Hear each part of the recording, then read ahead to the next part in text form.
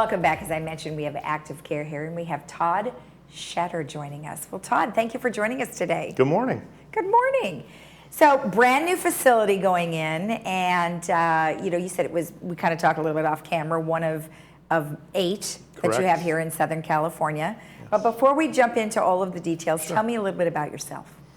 So I have been in the senior housing and healthcare business about 33 years. Okay. So I worked same company, believe it or not, all of my career. And one of our claims to fame is we really pioneered residential memory care. There was not a lot of options for folks that had Alzheimer's back in the late 80s. Mm-hmm. We owned nursing homes, and we realized that wasn't the right place. And so we actually created a new environment.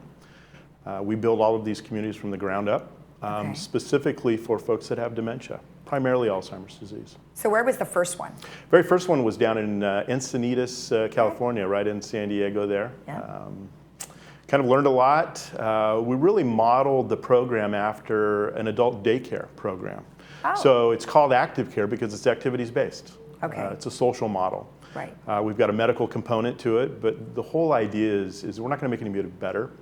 We're going to enhance their life and make each day important and really give them the best quality of life possible. Okay. Well, I imagine you'd have to approach it terribly, completely different than what you would normally do for Correct. any kind of residential care place. So what are some of the key things that you guys were taking into consideration? Sure. Obviously keeping in activity. Yeah, so the first thing is the environment. So we build these communities from the ground up specifically for dementia residents. And so the hallways are a little bit wider. We've got higher ceilings. We've got a lot of natural light that comes into the community the way it's built. We have a living wall in the great room, and so it's all filled with plants, and so it's putting off oxygen. It's just kind of a nice wellness environment. Okay. The day starts with getting up in the morning and having breakfast, doing exercise, moving into some crafts and some music.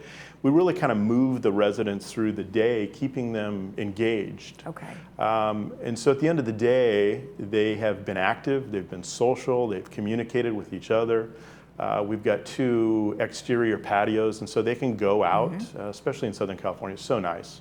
Yeah. We've got stand-up planter gardens, and so at the end of the day, they've been busy, they've been hydrated well, and they're going to sleep well.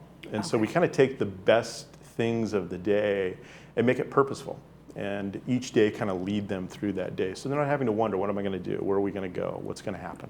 Well, also then they don't become isolated or depressed either. Correct. Because they're constantly moving. Is that something that's super important for people with dementia, to be moving a lot? Absolutely. It's very simple. Use it or lose it, right? We all kind of prescribe to that.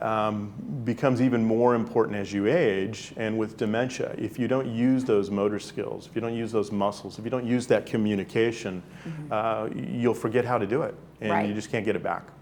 So let's talk about some of the staff that you have, because you have to have obviously highly trained people to be able to deal with many of the ailments that are happening to people with Alzheimer's as well as any other type of dementia. And then I noticed that you said you have like 24/7 care. So what does that involve? Yeah, it really is a hybrid. So people think of assisted living traditionally as a very nice residential community. You got a dining room, you got activity rooms and things like that. And we have all of those things, but what's important is that overlay of the staff. And so we hire people for their heart, and then we teach them how to care for elderly residents. Our average age in these communities is about 82, 83. So we know that they're going to come in with other ailments as well, heart disease and cardiac issues and hips and things like that. So our staff receive about 40 hours of classroom training. We teach them about aging. We teach them about dementia and Alzheimer's. And then we teach them how to take care of those kind of folks safely, how to communicate, how to lead and guide and direct. In addition to that, we do have a nursing staff. So we have an LVN, licensed vocational nurse, 24 hours a day, 7 days a week. That way they can kind of keep on top of residents who may be declining or having a bad day. One of the things that happens with Alzheimer's is they can't tell you what's wrong. And so we really have to be their eyes and ears. And find those things early, communicate to the physician, communicate to the family, and stay on top of it. So how big is the facility? The community here in Laguna Hills is licensed for 80 residents. It's all single story. And when we're up and running, we're working on getting the community open and licensed in November of this year. Okay. It'll take us probably a year and a half or 2 years to fully reach that capacity. We try to go slow. We do real thorough evaluation before we bring the residents in. We want to make sure it's going to be a good fit for everybody, but it'll be a process. And between 60 and 80 residents is a really good community. We're able to take care of all levels of care, from very early stages all the way through end stages of the disease. So let me ask you, if you have a married couple and one of them is the one with dementia or Alzheimer's, what do you do with the other person? Do they move in together or no? No, everybody that lives in the community has some form of memory loss. Okay. We do find couples that maybe the husband has mild cognitive impairment and is a little forgetful and could live on his own, but would really benefit from being in a community, and his wife may be a little bit more further advanced.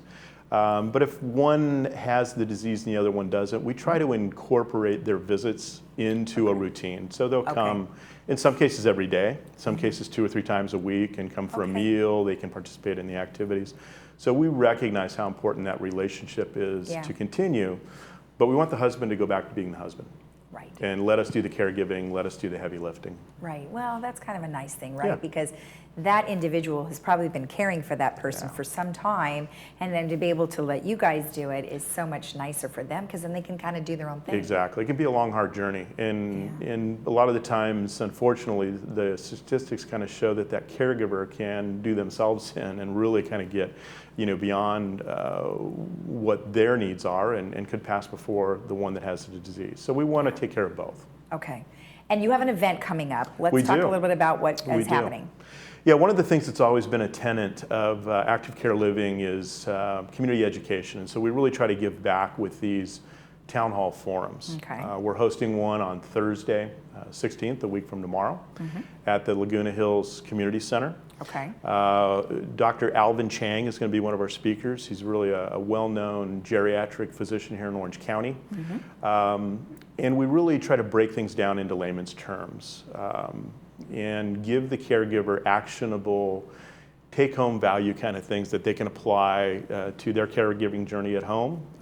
We really kind of provide things that are difficult for them to get in a regular physician visit that these days, ends up being 15 or 20 minutes and they're kind of rushed out. So we spend 2 or 3 hours, we present 2 speakers, good information, we'll stay afterwards, answer a lot of questions, and we want everybody to leave with some tools that they didn't have before. And so these have worked really well. We try to do them 2 or 3 times a year in Orange County and San Diego.